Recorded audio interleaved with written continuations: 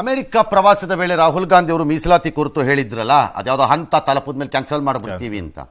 ಹಂತ ತಲುಪೋದ್ರೆ ಹಾಳಾಗೋಗ್ಲಿ, ಹಂತ ತಲುಪಿಸ್ಲಿಲ್ಲ ಯಾರು ಏನದು ಯಾರು ಹೇಳೋದೇ ಇಲ್ಲ. ಇಲ್ಲಿ ಉಳಿದಿದ್ದೆಲ್ಲ ಮಾತಾಡ್ತಾರೆ. ಸರಿ, BJPಯವರು ಇವಾಗ ಎಲ್ಲ ಕಡೆ ಫುಲ್ ರಾಹುಲ್ ಗಾಂಧಿ ವಿರುದ್ಧ ಪ್ರತಿಭಟನೆ. ರಾಹುಲ್ ಪ್ರತಿಕೃತಿಯನ್ನು ದಹಿಸಿದ್ದಾರೆ. ನೋಡ್ಕೊಳ್ರಪ್ಪ, BJPನವರು ಮೊನ್ನೆ ಯಾವುದೋ ಪ್ರತಿಕೃತಿ CM ಯಾವುದೋ ದಹಿಸಿದ್ದು ಕೇಸ್ ಹಾಕಿದ್ದಾರೆ. ಯಾರ ಮೇಲೆ ಹಂಗೆ ದಹಿಸೋಂಗಿಲ್ಲ ಅಂತ ಹಾಕಿದ್ದಾರೆ. ನೀವು ಇದಕ್ಕೆ ಹಾಕಿದ್ರೆ ಕಷ್ಟ ಇದೆ. ಆಯಿತು, ಇಲ್ಲಿ ಪ್ರಜಾಪ್ರಭುತ್ವನೇ ಇಲ್ಲ. ರಾಹುಲ್ ಗಾಂಧಿ ಏನು ಅಂದ್ಕೊಂಡಿದ್ದಾರೆ? ಖರ್ಗೆ ನಂಬಿಕೆ ಅಷ್ಟೇ, ಕಾಂಗ್ರೆಸ್ ಮೀಸಲಾತಿ ವಿರೋಧಿ ಪಕ್ಷ ಅಂತ ಅವ್ರಿಷ್ಟ ಬಂದಂಗೆ ಅವ್ರವ್ರುಗಳು ಹೇಳಿದ್ದಾರೆ.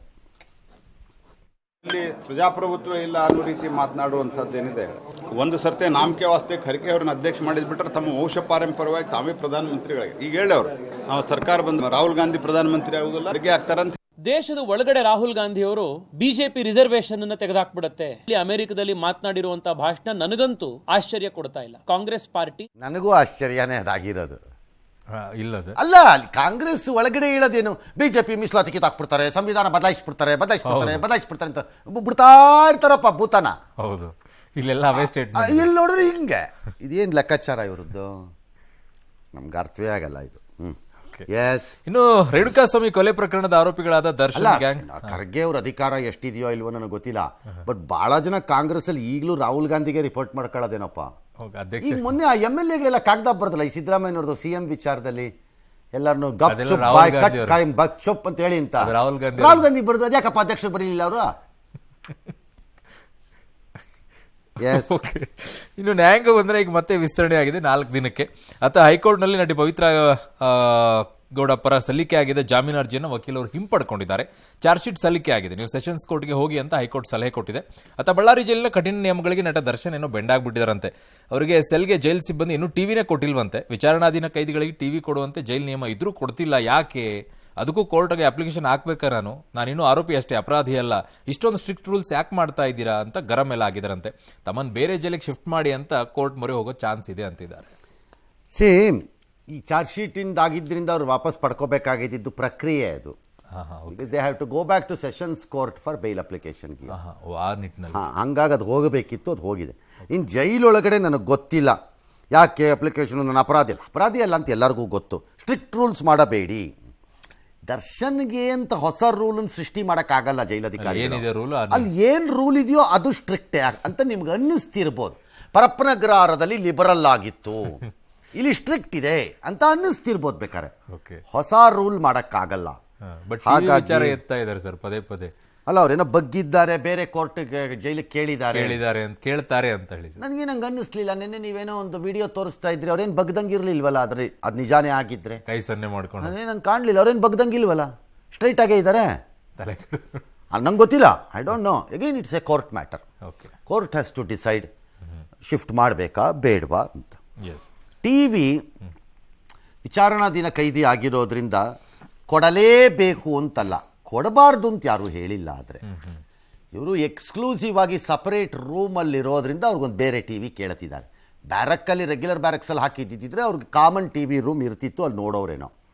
ಹಾಲ್ ಥರ ಅಲ್ಲಿರೋದ್ರಿಂದ ಕೇಳಿದ್ದಾರೆ. ಈಗ ನೀವು ಟಿವಿ ಕೊಡು ಅಂದಾಗ ಕೆಟ್ಟೋಗಿರೋ ಟಿವಿ ಕೊಟ್ಟರೆ ಏನರಪ್ಪ ಪ್ರಯೋಜನ? ಅಲ್ಲ, ನಾವೇ ತರಿಸ್ಕೊಳ್ತೀರಿ ಅಂದ್ರೆ ಅವಕಾಶ ಇರುತ್ತೆ ಸರ್. ಇಲ್ಲ, court has to permit it again. Court permit. ನಾಳೆ ಹೇಳ್ತಾರೆ ಅಲ್ಲೊಂದು AC ನಾನೇ ತರಿಸ್ಕೊತೀನಿ, ಹಾಗೇನು ಮಾಡ್ತೀರಿ? ಇದೀಗ ಇಂಟರ್ನೆಟ್ ನಾನೇ ಹಾಕಿಸ್ಕೊಂಡ್ಬಿಡ್ತೀನಿ, ನನಗೆ ಇಲ್ಲೊಂದು ಮೊಬೈಲ್ನ ನಾನೇ ಇಟ್ಕೋತೀನಿ ಬಿಡಿ ನನ್ನ ದುಡ್ಡಲ್ಲಿ ಅಂತಂದ್ರೆ ಆಗತ್ತಾ? ಇವ್ರಿಗಲ್ಲ, ಯಾರೇ ಆಗಲಿ ಹಿಂಗೆಲ್ಲ ಆಗಲ್ಲ. ಬಟ್ ನನಗೇನಂದ್ರೆ ಜೈಲಧಿಕಾರಿ, ನೀವು ಟಿವಿನೇ ಕೊಡೋದು ಅಂತಾದರೆ ಕೆಟ್ಟೋಗಿರೋ ಟಿವಿ ಯಾಕ್ರಪ್ಪ ಕೊಡ್ತೀರಿ? ಚೆನ್ನಾಗಿರೋದು ಒಳ್ಳೆ ಒಂದು ನೋಡ್ಬೋದಾದ ಒಂದು ಟಿವಿನೇ ಚೆನ್ನಾದ್ದು ಅಂತಂದ್ರೆ 100/100 ಕೊಡಿ ಅಂತ ಯಾವನು ಕೇಳ್ತಿಲ್ಲ. ಇಲ್ಲಿ ಒಂದು ಚೆನ್ನಾಗಿರದೆ ಕೊಟ್ಬಿಡಿ. ಕೊಡೋ ಮನಸ್ಥಿತಿ ಇದೆ ನಮ್ಗೆ, ರೂಲಲ್ಲಿ ನಮ್ಗೆ ಜಾಗ ಇದೆ. ಕೆಟ್ಟದೆಲ್ಲ ಯಾಕಪ್ಪ ಕೊಡಬೇಕಾಗ? ಕೊಟ್ಟಂಗೂ ಆಯಿತು, ಕೊಡದಿದ್ದಂಗೂ ಆಯಿತು ಅನ್ನಿಸ್ಕೊಳ್ಳೋಕ್ಕೆ. ಎಸ್, ಪೋರ್ಟ್ ಬ್ಲೇರ್ ಹೆಸರನ್ನ ಶ್ರೀವಿಜಯಪುರಂ ಅಂತ ಕೇಂದ್ರ ಸರ್ಕಾರ ಬದಲಾಯಿಸಿದೆ. ಕಾರಣ ಅದೇ, ನಮ್ಮದು ವಸಾಹತು ಶಾಹಿ ಗುರುತುಗಳಿಂದ ನಾವು ಮುಕ್ತಿ ಪಡಿಬೇಕು ಅಂತಿದೆಯಲ್ಲ, ಆ ನಿಟ್ಟಿನಲ್ಲಿ ಅಲ್ಲಿ ಅದು ಸ್ವಾತಂತ್ರ್ಯ ಹೋರಾಟದಲ್ಲಿ ಸಾಧಿಸಿದ ಗೆಲುವಿನ ಪ್ರತೀಕವಾಗಿದೆ ಅಂಡಮಾನ್ ನಿಕೋಬಾರ್ ಐಲ್ಯಾಂಡ್ಸು. ಹಾಗಾಗಿ ಅಂಡಮಾನ್ ನಿಕೋಬಾರ್ ಐಲ್ಯಾಂಡಿನ ಕೇಂದ್ರ ಸ್ಥಾನವಾಗಿರುವ ಪೋರ್ಟ್ ಬ್ಲೇರ್ನ ಚೇಂಜ್ ಮಾಡಿದ್ದೀವಿ ಅಂತ ಅಮಿತ್ ಶಾ ಅವರು ಹೇಳಿದ್ದಾರೆ. ಬಟ್ ಐತಿಹಾಸಿಕವಾಗಿರುವಂತ ಎಲ್ಲ ಹೆಸರುಗಳು ಹಾಗೆ ಉಳ್ಕೊಳ್ಬೇಕು ಅನ್ನೋದು ಒಂದು ವಾದ ಇದೆ ಸರ್. ಹಾಗೇನಿಲ್ಲ, ಹಾಗೇನು ಹಾಗೇ ಉಳಿಬೇಕು ಅಂತ ಏನಿಲ್ಲ. ಯಾವುದು ಐತಿಹಾಸಿಕ? ಪೋರ್ಟ್ ಬ್ಲೇರು ಬ್ರಿಟಿಷ್ ಬರಕ್ ಮೊದಲು ಪೋರ್ಟ್ ಬ್ಲೇರೇ ಆಗಿತ್ತ ಹಂಗಾರೆ? ಇರ್ಲಿಲ್ಲ. ಮತ್ತೆ ಅದೇಂಗಾಗ್ಬಿಡುತ್ತೆ? ನಾವು ನಮ್ಮ ರೋಡ್ಗಳಿಗೆ ಹೆಸರಿಟ್ಕೊಂಡಿರ್ಲಿಲ್ಲಪ್ಪ, ಅವ್ರು ಬಂದ್ಬಿಟ್ಟು ಅವ್ರವ್ರ ಹೆಸರಿಟ್ಕೊಂಡು ಹೋಗ್ಬಿಟ್ರು ಅಂತಂದ್ರೆ ಅದು ಐತಿಹಾಸಿಕ ಹೆಂಗಾಗತ್ತೆ? ಕೃಷ್ಣದೇವರಾಯ ರಸ್ತೆ ಅಂತ ಇದೆಯಪ್ಪ ಅಂದ್ರೆ ಅದು ಐತಿಹಾಸಿಕಪ್ಪ, ಒಪ್ಕತೀನಪ್ಪ. ಹೌದಲ್ವಾ? ಹೌದು. ಜಾರ್ಜ್ ವಾಷಿಂಗ್ಟನ್ ಸ್ಟ್ರೀಟ್ ಅಂದ್ರೆ ಹೆಂಗಪ್ಪ ಐತಿಹಾಸಿಕ ಆಗಬೇಕು? ಮತ್ತೆ ನಮ್ದಿಟ್ಕೋಬೇಕು. ಇನ್ನು ಕಳೆದ 2.5 ವರ್ಷಗಳಿಂದ ನಡೀತಾ ಇರೋ ರಷ್ಯಾ ಉಕ್ರೇನ್ ಯುದ್ಧ ನಿಲ್ಲಿಸಲು ಪ್ರಧಾನಿ ಮೋದಿ ಮಧ್ಯಸ್ಥಿಕೆ ವಹಿಸುವ ಅನಿವಾರ್ಯತೆ ಸೃಷ್ಟಿಯಾಗಿದೆ. ಈಗ ಪ್ರಧಾನಿ ಮೋದಿಗಾಗಿ ಜಾತಕ ಪಕ್ಷಿಯಂತೆ ರಷ್ಯಾ ಅಧ್ಯಕ್ಷ ಪುಟಿನ್ ಏನೋ ಕಾಯ್ತಾ ಇದ್ದಾರಂತೆ. ನಿನ್ನೆ ಭಾರತದ ರಾಷ್ಟ್ರೀಯ ಭದ್ರತಾ ಸಲಹೆಗಾರ ಅಜಿತ್ ದೋವೆಲ್ ಭೇಟಿ ವೇಳೆ ನನ್ನ ಗೆಳೆಯ ಮೋದಿಗಾಗಿ ಎದುರು ನೋಡ್ತಾ ಇದ್ದೀನಿ. ಸೆಪ್ಟೆಂಬರ್ 22ರಿಂದ ರಷ್ಯಾದಲ್ಲಿ ನಡೆಯುವಂತಹ ಬ್ರಿಕ್ಸ್ ಶೃಂಗಸಭೆಗೆ ಮೋದಿ ಬಂದ್ರೆ ಅವರ ಜೊತೆಗೆ ನಾನು ಪ್ರತ್ಯೇಕವಾಗಿ ಮಾತನಾಡಬೇಕು ಅಂತೇನೋ ಪುಟಿನ್ ಹೇಳಿದಾರಂತೆ. ಇನ್ನು ಕಳೆದ ತಿಂಗಳು ಉಕ್ರೇನ್ ಪ್ರವಾಸದ ವೇಳೆ ಮೋದಿ ಮತ್ತು ಜೆಲೆನ್ಸ್ಕಿ ಮಧ್ಯೆ ನಡೆದ ಮಾತುಕತೆ ವಿವರಗಳನ್ನು ದೋವೆಲ್ ಪುಟಿನ್ಗೆ ತಲುಪಿಸಿದ್ದಾರೆ. ಮೋದಿ ಸೂಚನೆ ಮೇರೆಗೆ ನಾನು ಇಲ್ಲಿ ಬಂದಿರುವೆ ಅಂತ ದೋವೆಲ್ ವಿವರಿಸಿದ್ದಾರೆ ಅವರಿಗೆ. ಅಜಿತ್ ದೋವೆಲ್ ಒಂದು ಸ್ಪೆಸಿಫಿಕ್ ಬ್ರೀಫ್ ಇಲ್ಲದೆ ರಷ್ಯಾಗೆ ಹೋಗಿಲ್ಲ. ಸುಮ್ಮನೆ ಹಂಗೆ ಒಂದು ರೌಂಡ್ ಹೊಡ್ಕೊಂಬರೋಣ, ಭಾಳ ಬೇಜಾರಾಗಿದೆಯಲ್ಲ, ಭಾಳ ದಿನದಿಂದ ರಷ್ಯಾ ಕಡೆಗೆ ಒಂದು ರೋಡ್ ಹಾಕಬತ್ತೀನಿ ಅಂತ ಹೋದಂಗೆ ಹೋಗಿಲ್ಲ. ಅದು ಒಂದು ಸ್ಪೆಸಿಫಿಕ್ ಬ್ರೀಫ್ ಏನೋ ಇದೆ, ಅದಕ್ಕೆ ಅದೇನು ಅಂತ ನಮಗೆ ಗೊತ್ತಿಲ್ಲ. ಬಟ್ ಜನರಲಿ ನ್ಯಾಷನಲ್ ಸೆಕ್ಯೂರಿಟಿ ಅಡ್ವೈಸರ್ಗಳ ಇವ್ರನ್ನೆಲ್ಲ ರಷ್ಯನ್ ಪ್ರೀಮಿಯರು, ಚೈನೀಸ್ ಪ್ರೀಮಿಯರು, ಅಮೆರಿಕನ್ ಅಧ್ಯಕ್ಷ ಇವರೆಲ್ಲ ಭೇಟಿ ಮಾಡೋದು ತುಂಬ ಕಡಿಮೆ. ಆಯಾಯ ಲೆವೆಲ್ಸಲ್ಲೇ ಮೀಟಿಂಗ್ ನಡೆಯುತ್ತೆ, ನಡೆಯೋದೇ ಇಲ್ಲ ಅಂತ ನಾನು ಹೇಳಲ್ಲ, ಕಡಿಮೆ ಅದು. ಎರಡನೇದು, ನಾನು ಮೋದಿಗಾಗಿ ಕಾಯ್ತಾ ಇದ್ದೀನಿ ಅಂತಂದರೆ ಅವರಲ್ಲಿ ಕಾಗದದಲ್ಲಿ ಬರ್ಕೊಂಬರ್ತಾರೆ ನಿಂಗೆ ಚೈನಾ ಕೊಟ್ಬಿಡ್ತೀನಿ ಅಂತಲ್ಲ. ಯುಕ್ರೇನ್ ಮತ್ತು ರಷ್ಯಾ ಯುದ್ಧ ಅಷ್ಟು ಏನು ಸುಮ್ಮನೆ ಹಿಂಗೆ ಕೆಳಕಾಯಿ ನಿಂಗೆ ಬಿಚ್ಬಿಟ್ಟು ಹಿಂಗೆ ಬ್ಯಾಗ್ ಹಾಕೊಂಬಿಡೋಣ ಅನ್ನೋ ಥರ ಇಲ್ಲ. ಅದು ಎಕ್ಸ್ಟ್ರೀಮ್ಲಿ ಕಾಂಪ್ಲಿಕೇಟೆಡ್. ಅದು ಆ ಹಂತವನ್ನೆಲ್ಲ ದಾಟಿದೆ. ಒಂದು ಕಡೆ ಅಮೆರಿಕದ ಕಡೆಯಿಂದ, ಯುರೋಪ್ ಕಡೆಯಿಂದ, ಪರ್ಟಿಕ್ಯುಲರ್ಲಿ ಗ್ರೇಟ್ ಬ್ರಿಟನ್ ಕಡೆಯಿಂದ ಡೀಪಾಗಿ ರಷ್ಯನ್ ಟೆರಿಟರಿ ಒಳಕ್ಕೆ ದಾಳಿ ಮಾಡಬಹುದಾದ ಕ್ಷಿಪಣಿಗಳನ್ನು ಬಳಸಲಿಕ್ಕೆ ಅನುಮತಿಯನ್ನು ಕೊಡೋ ಹಂತಕ್ಕೆ ಅವ್ರು ಬಂದು ಕೂತಿದ್ದಾರೆ. ಸೊ ಈಗ ಆ ಕ್ಷಿಪಣಿಗಳನ್ನು ಅವ್ರು ಹಾಕಕ್ಕೆ ಸ್ಟಾರ್ಟ್ ಮಾಡಿದ್ರೆ ಅದು ಇನ್ಯಾವ ರೂಪ ಪಡೆಯುತ್ತೋ ಗೊತ್ತಿಲ್ಲ. ಹಾಗಾಗಿ ಇಲ್ಲಿ ಪ್ರಪಂಚದಲ್ಲಿ 2 ಭಾಗ ಇದ್ದಂಗಿದೆ. ಒಂದು ಭಾಗಕ್ಕೆ ಈ ಯುದ್ಧನ ಹೆಂಗಾದ್ರೂ ಮಾಡಿ ನಿಲ್ಲಿಸೋಣ ಅಂತ, ಇನ್ನೊಂದು ಭಾಗಕ್ಕೆ ರಷ್ಯಾನ್ ಬಡ್ದಾಕ್ಬಿಡೋಣ, ಇದೊಂದು ಚಾನ್ಸ್ ಸಿಕ್ಕಿದೆ ಅಂತ. ಎರಡೂ ಇದ್ದಂಗಿದೆ ಇಲ್ಲಿ. ಮಧ್ಯದಲ್ಲಾಗೋ ಅನಾಹುತಗಳು ಎಲ್ಲರಿಗೂ ಗೊತ್ತು.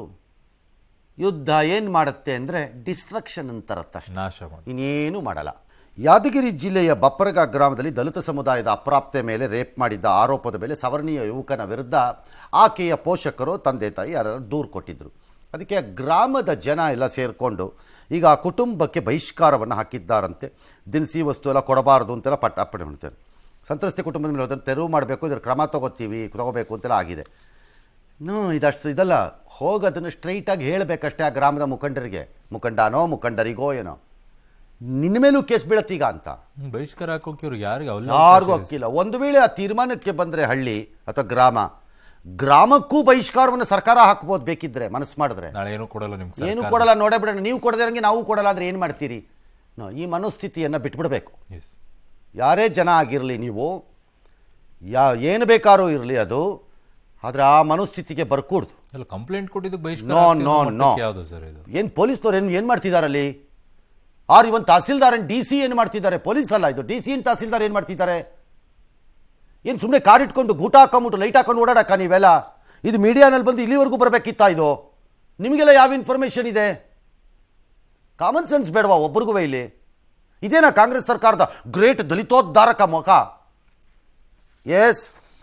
ಇನ್ನು ಮೈಸೂರು ದಸರಾ ಹಬ್ಬಕ್ಕೆ ಇನ್ನೇನು ಕೆಲವು ದಿನಗಳಷ್ಟೇ ಬಾಕಿ ಇದೆ. ಈ ಹೊತ್ತಲ್ಲೇ ಮಹಿಷ ದಸರಾ ಆಚರಣೆ ವಿವಾದ ಮತ್ತೆ ಮುನ್ನೆಲೆಗೆ ಬರ್ತಾ ಇದೆ. ದಸರಾ ಬಂದಾಗೆಲ್ಲ ಇದು ಬರ್ತಾನೆ ಇರುತ್ತೆ. ಚಾಮುಂಡಿ ಬೆಟ್ಟದಲ್ಲಿ ಮಹಿಷ ದಸರಾ ನಡೆಸಲು ಬಿಡಲ್ಲ ಅಂತ ಮಾಜಿ ಸಂಸದ ಪ್ರತಾಪ್ ಸಿಂಹ ಗುಡುಗಿದ್ದಾರೆ. ಮಹಿಷ ದಸರಾ ನಡೆಸುವವರ ಮನೆಗಳಲ್ಲಿ ಮಾಡ್ಕೊಳ್ಳಿ ಅವರು. ಇದೇ ವೇಳೆ ಕರಾವಳಿಯ ಕಾರ್ಣಿಕ ದೈವ ಕೊರಗಜ್ಜನ ವೇಷ ಧರಿಸಿದ ನಟ ಅರ್ಜುನ್ ಕಾಪಿಕಾಡ್ ಕಲ್ಜಿಗ ಸಿನಿಮಾಗಾಗಿ ನರ್ತಿಸಿದ್ದಾರೆ. ಇದು ದೈವಾರಾಧಕರ ಕಂಗೆಣಿಗೆ ಗುರಿಯಾಗ್ಬಿಟ್ಟಿದೆ. ಸೋಷಿಯಲ್ ಮೀಡಿಯಾದಲ್ಲಿ ಬಾಯ್ಕಾಟ್ ಕಲ್ಜಿಗ ಅಭಿಯಾನ ಈಗ ನಡೆದಿದೆ. ಅನಾರೋಗ್ಯ ಕಾರಣದಿಂದಾಗಿ ನಿನ್ನೆ ನಿಧನರಾದ ಎಡಪಕ್ಷದ ನಾಯಕ ಸೀತಾರಾಮ್ ಯೆಚೂರಿ ಅವರ ಪಾರ್ಥಿವ ಶರೀರವನ್ನು ಇವತ್ತು CPIM ಪಕ್ಷದ ಕಚೇರಿಯಲ್ಲಿ ದಿಲ್ಲಿನಲ್ಲಿ ಇಟ್ಟಿದ್ದರು. ಅಲ್ಲಿಗೆ ತುಂಬ ಜನ, ಹಲವಾರು ಮುಖಂಡರು, ಪ್ರಮುಖರೆಲ್ಲ ಹೋಗಿ ಅಂತಿಮ ನಮನವನ್ನು ಸಲ್ಲಿಸಿದ್ರು. JNU ಆವರಣದಲ್ಲೂ ಅವರ ಪಾರ್ಥಿವ ಶರೀರವನ್ನು ಸಾರ್ವಜನಿಕ ದರ್ಶನಕ್ಕೆ ಇಡಲಾಗಿತ್ತು.